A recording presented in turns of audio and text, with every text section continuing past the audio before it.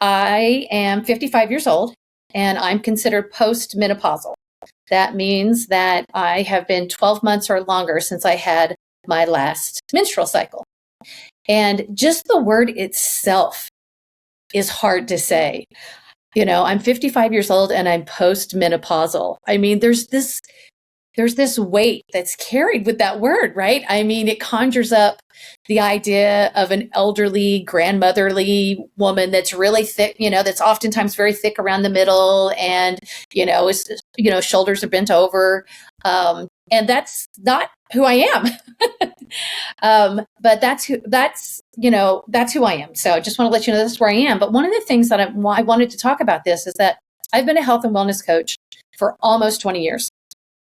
I have been studying about wellness, well-being, diet, exercise, supplementation, esoteric things to bring into your life, balancing, your spiritual, mental, and emotional well-being. I mean, I could go on and on and on.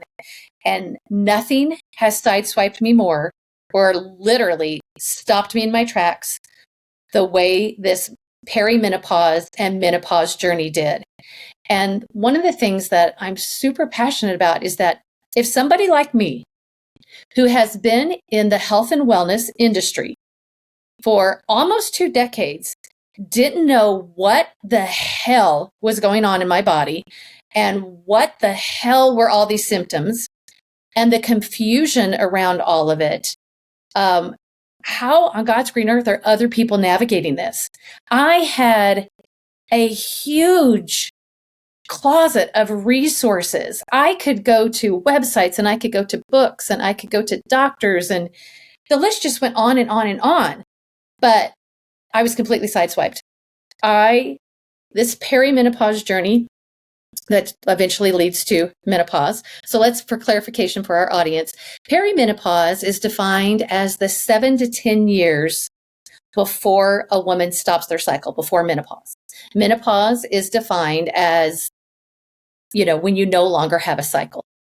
And so the average age for menopause in the United States is the ages of 51 to 52. That's the average age of menopause for women in the United States. Actually, that's pretty common worldwide. There's definitely countries that are a little bit different than ours, but that's a pretty good average age. But it's absolutely normal for a woman to go through menopause, to stop her cycle, between the ages of 45 and 55. So if we're using this, perimenopause can be 7 to 10 years before your last cycle. Then if it's absolutely normal for a woman to go through menopause between the ages of 45 and 55, if we back that up, that means that we could start our perimenopause, which is transition into menopause, at the age of 35. And that's why I want to have this conversation. Because at the age of 35, I sure as hell was not thinking about menopause. I had just had a baby. I literally had just had a baby. I was breastfeeding at the age of 35. So the last thing that I was thinking about was that I was going into perimenopause. And so I really want to have this conversation tonight to talk about what that is, the journey leading up to menopause, some of the stigma surrounding it, and some of the resources that we have for that. So that was a little bit about where I am and what I want to talk about tonight. But I want Courtney to come online because she's in a little bit different part of her journey. And I want Courtney just to share with me where you think you might be in your journey. All right. Thanks, Stephanie. I'm definitely in perimenopause, for sure.